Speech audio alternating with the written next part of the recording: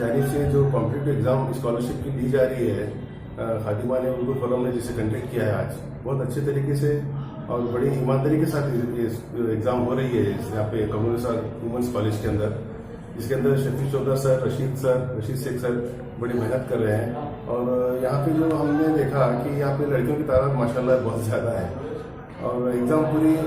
सफाई के साथ, पूरी ईमानदारी के साथ दी जा रही है। और ये बहुत ही अच्छा कदम है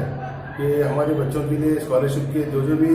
इंस्टीट्यूट है उसके लिए खादिमा उर्दू फोरम बहुत कोशिश करती है और वो ज़्यादा से ज़्यादा दिलाने की कोशिश करती है। इस वक्त लगभग 280 बच्चे यहाँ पे एग्ज़ाम दे रहे हैं, ये बड़ी खुशी की बात है। और आइंदा साल इंशाल्लाह मैं चाहूँगा कि खादिमा उर्दू फोरम इससे और तादाद को बढ़ाने की कोशिश करे और इसके लिए अलग से क्लासेस भी ले, ताकि बहुत से ज़्यादा बच्चों को इसका फ़ायदा हो।